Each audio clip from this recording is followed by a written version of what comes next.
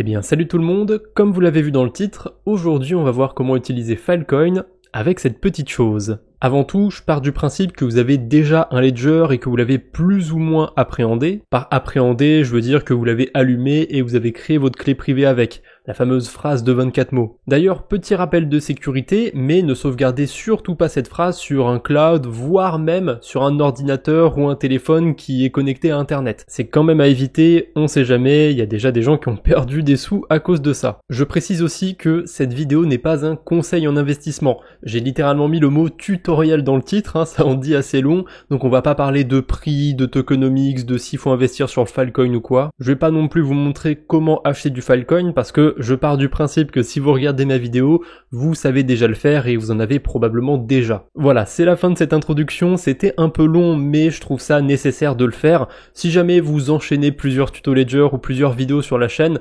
pensez à utiliser les chapitres. Voilà, si vous n'avez pas envie de vous retaper les intros à chaque fois, allez directement à la partie de la vidéo qui vous intéresse. Bon, la première étape, comme pour tous les tutos Ledger qu'il y aura sur ma chaîne, ça va être d'installer l'application Ledger Live. C'est complètement indispensable quand on a un Ledger. D'ailleurs, un Ledger, une Ledger, peu importe, je dirai sûrement les deux dans la vidéo.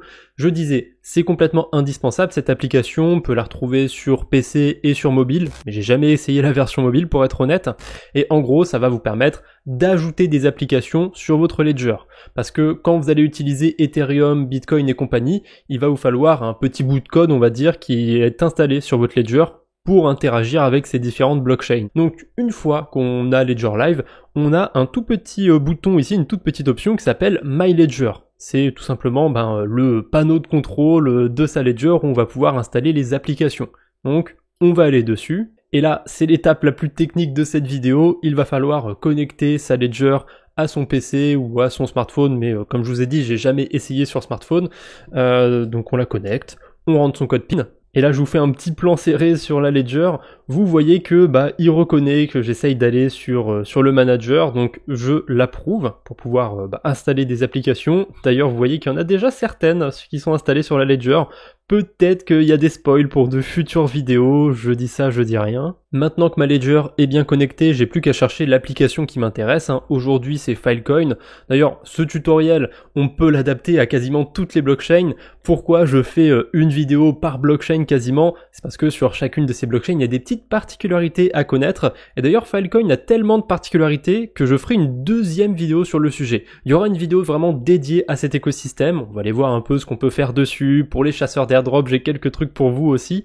Mais aujourd'hui, on va voir un petit peu la base avec cette application. Mais c'est vrai que ça pourrait s'appliquer à d'autres écosystèmes. En tout cas, pour ce qui est juste de envoyer, recevoir des cryptos, ça va fonctionner très facilement. C'est pareil sur toutes les blockchains. Voilà, BTC, si je veux recevoir, envoyer des BTC, hop, j'installe l'application BTC et ensuite je vais pouvoir retrouver mon adresse Bitcoin. Ça n'a rien de très sorcier jusqu'ici. L'application Filecoin est installée sur ma Ledger, on peut la retrouver juste ici. D'ailleurs, pensez à regarder de temps en temps, peut-être une fois tous les mois, voire tous les 2-3 mois, s'il n'y a pas des mises à jour. Que ce soit au niveau de Ledger Live, de votre Ledger, l'appareil aussi, des fois il y a des mises à jour à mettre dessus, ou des applications, donc là j'ai Algorand, Aptos et compagnie, voilà, ces applications aussi, elles sont mises à jour parfois par Ledger, donc pensez à regarder de temps en temps s'il y a des mises à jour. Maintenant, pour récupérer mon adresse Filecoin, j'aurai deux manières de le faire. Soit je passe par Ledger Live, et du coup on a un onglet compte ici, on va pouvoir ajouter un compte,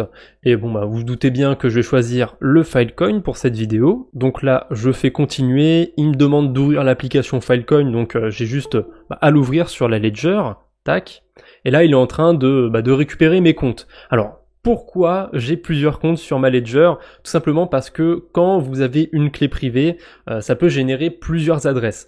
En fait, votre clé privée, elle peut être dérivée en plusieurs clés privées. On va pas rentrer dans les détails techniques, mais c'est pour ça que sur toutes les blockchains, en fait, vous allez avoir la possibilité d'avoir plusieurs adresses avec la même clé privée, avec le même appareil. Donc là, c'est à vous de voir si vous avez besoin d'un ou plusieurs comptes.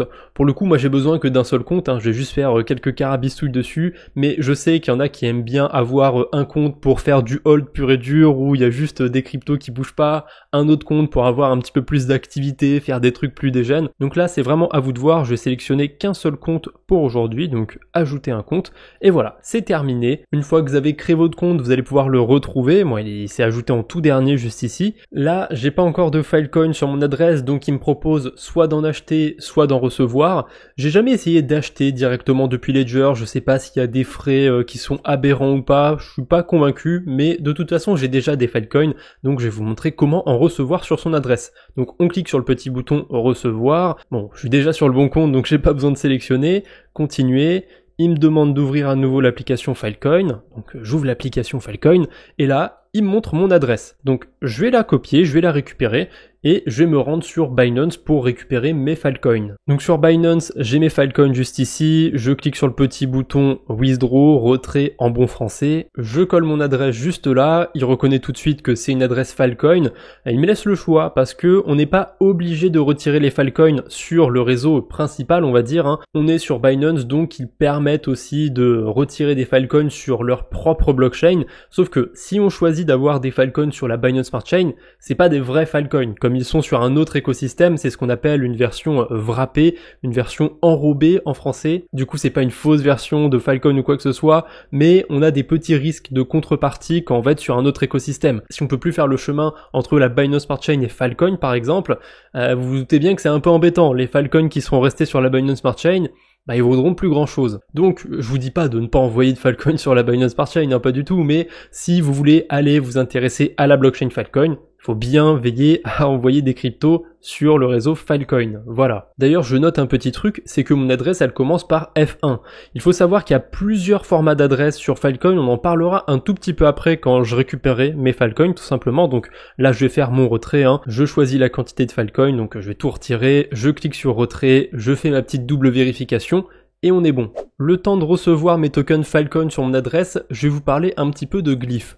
Glyph, c'est un protocole sur l'écosystème Filecoin, et dessus on peut faire entre autres du liquid staking, mais l'aspect du liquid staking, on en reparlera dans une autre vidéo, hein, celle qui sera dédiée à Filecoin.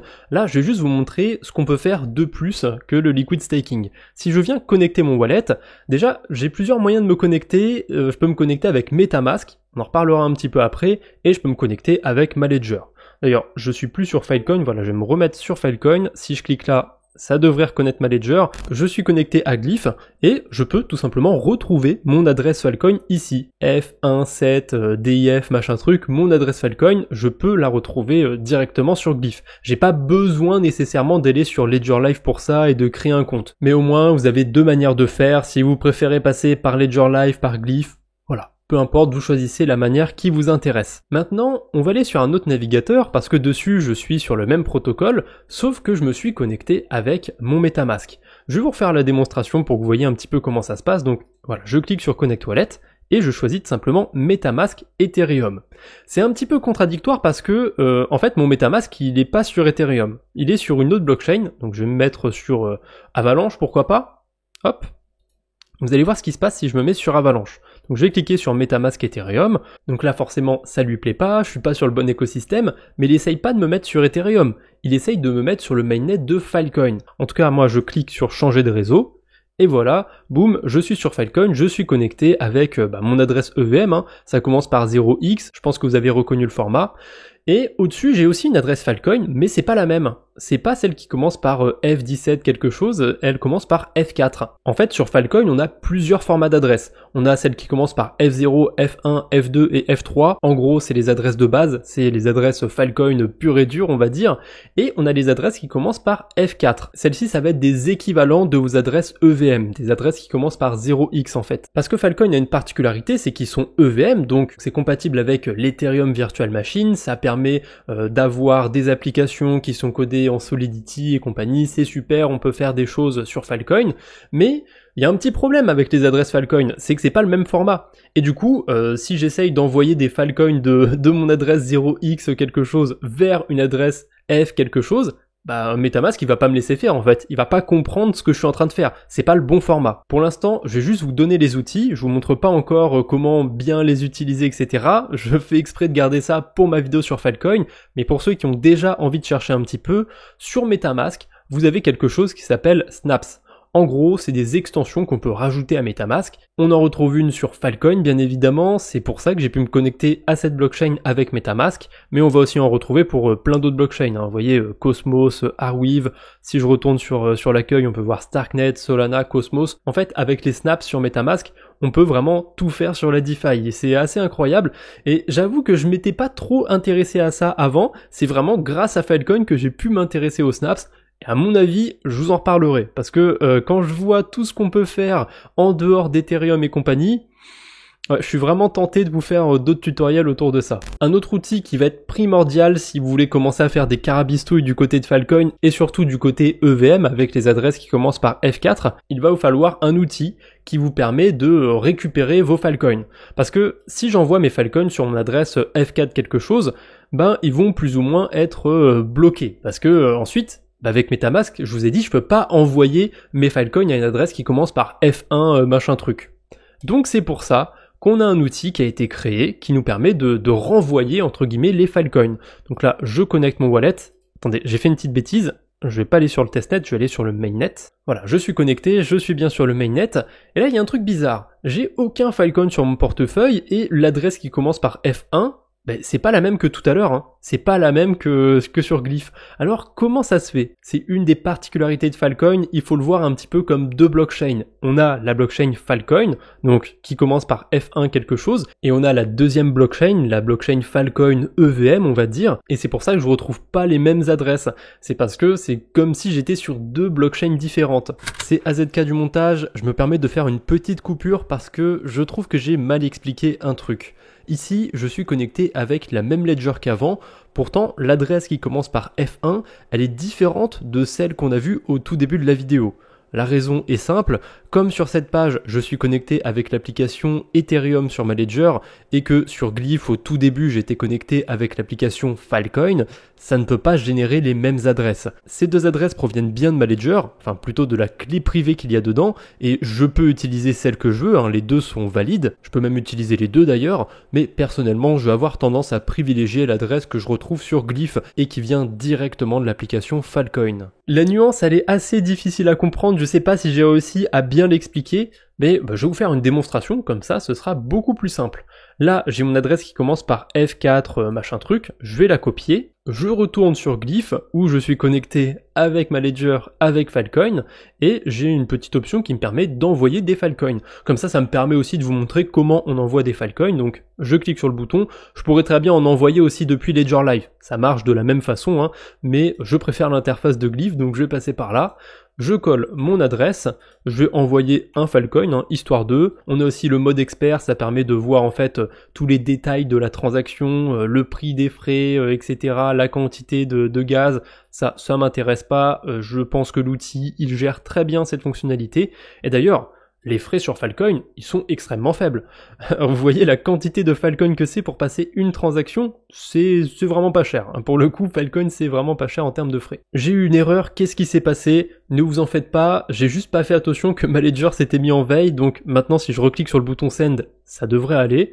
Voilà, j'ai la transaction qui est sur ma ledger, je vais vous montrer comment ça se présente. Donc ça se présente comme ça, il me demande de passer en revue ma transaction. Donc là c'est l'adresse à laquelle je vais envoyer les tokens, depuis quelle adresse je les envoie, et enfin la valeur que je vais envoyer. Ensuite, soit on approuve, soit on rejette la transaction. Moi je vais approuver parce que j'ai vérifié, hein, je suis sûr de ce que je fais. Maintenant, si je reviens sur cette page, j'ai bien un Filecoin sur mon compte EVM, je l'ai bien reçu, je vais pouvoir le renvoyer maintenant. En tant qu'à faire, je vais aller jusqu'au bout, je vais vous montrer comment ça marche aussi ici. Donc je récupère mon adresse sur Glyph qui commence par F17 quelque chose. Je la colle ici dans Forward, ça veut dire littéralement retour en arrière en français. Et je vais envoyer 0,99 Filecoin. Je vais essayer d'en garder un tout petit peu parce que je peux pas tout envoyer, il faut que j'en garde pour payer les frais. Je pense que c'est suffisant pour payer les frais, on verra bien. Donc là je clique sur Forward. Normalement, mon MetaMask va s'ouvrir avec une petite transaction, et pareil, ici les frais ça coûte que dalle, ça coûte cette quantité de Filecoin, c'est ridicule. Évidemment, si je reste connecté à l'application Filecoin, ça marche pas, Quand je veux passer des transactions sur MetaMask, il faut que je sois connecté sur l'application Ethereum. Voilà, maintenant je suis sur Ethereum, donc je peux confirmer, je valide sur ma Ledger, et d'ici quelques secondes, voire quelques dizaines de secondes, je vais récupérer mes Filecoin sur mon adresse principale. Voilà, j'ai bien récupéré mes Filecoin, puisque si je retourne ici, on peut voir que j'en ai 17,9. C'est tout pour aujourd'hui, j'espère que ce guide vous aura été utile. Je vous invite à mettre un like si ça vous a plu, et dites-moi en commentaire s'il y a une autre blockchain que vous voudriez voir dans ce format de vidéo. Voilà, un tuto sur Sui, sur Aptos peut-être, je sais que c'est des blockchains que j'ai dans mon viseur et que j'ai pas encore abordé en tutoriel. J'attends vos commentaires, je suis curieux de voir ce que vous allez me proposer.